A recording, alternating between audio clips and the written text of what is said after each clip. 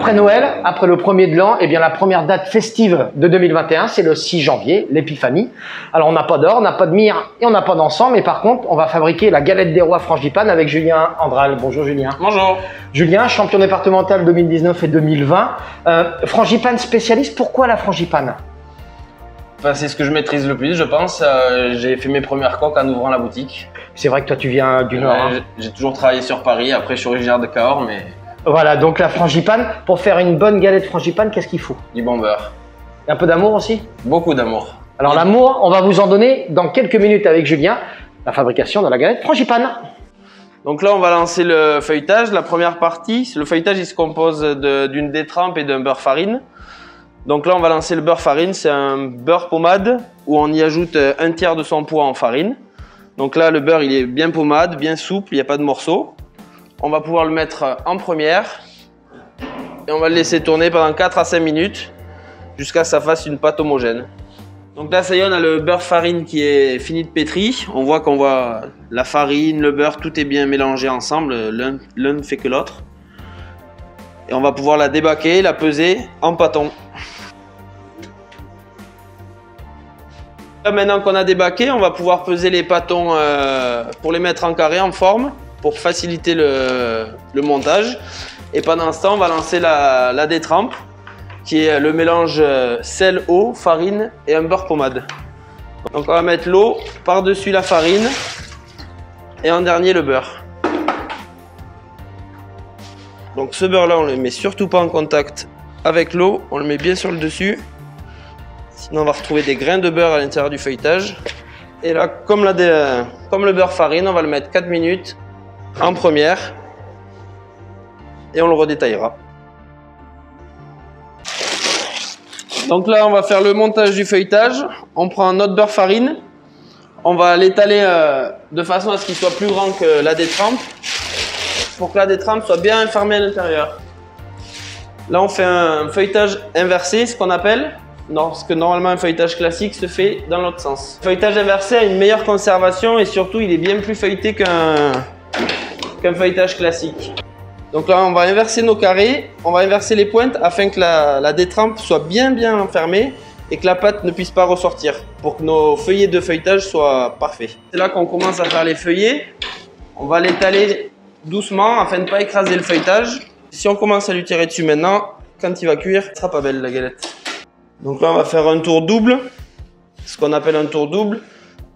On le plie 2 tiers, 1 tiers et on le replie dessus. Et maintenant, on va lui tourner un tour simple. Maintenant que notre feuilletage a bien reposé, qu'on a donné nos 2 doubles tours et notre tour simple, on va pouvoir détailler nos disques de feuilletage. Donc là, on ne lui redonne pas de largeur, on le laisse comme il est. Donc là, on va détendre le feuilletage pour éviter qu'elle devienne ovale à la cuisson. Donc on va tirer à l'inverse du laminoir. Le laminoir, il tire sur la pâte dans un sens. Nous, on va tirer dans l'autre sens. On n'y tire pas dessus, on fait juste glisser nos doigts dessous. On la caresse pour pas la percer. Donc là, on va détailler les disques. On passe bien autour avec le couteau. On l'écrase pas avec l'emporte-pièce. On coupe au couteau pour pas écraser le feuilletage. Donc là, on va lancer la crème d'amande. Pour ceci, on a mis le beurre pommade qui soit bien mou, sans morceaux. Et après, on va aller chercher les autres ingrédients.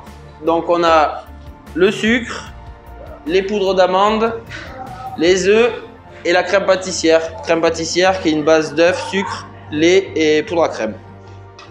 Pareil, la pâtissière, je l'ai bien mélangée avec le rhum pour qu'il n'y ait plus de morceaux. C'est pour ça qu'elle est assez fluide.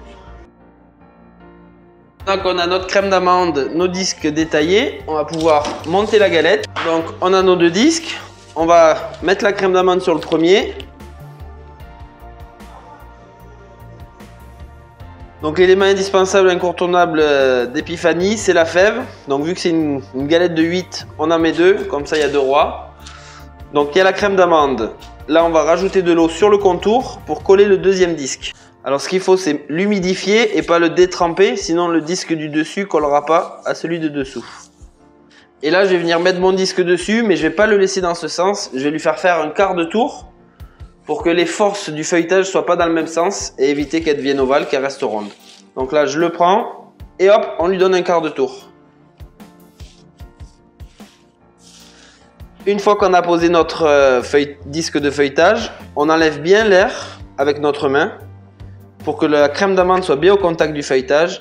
Et là, on va passer tout le tour avec nos 2 doigts pour expulser l'air et coller les 2 disques. Pour continuer de souder les disques entre eux, on va chiqueter tout le tour de la galette. Donc avec nos 2 doigts, on appuie légèrement sur le feuilletage et avec le couteau, on vient appuyer.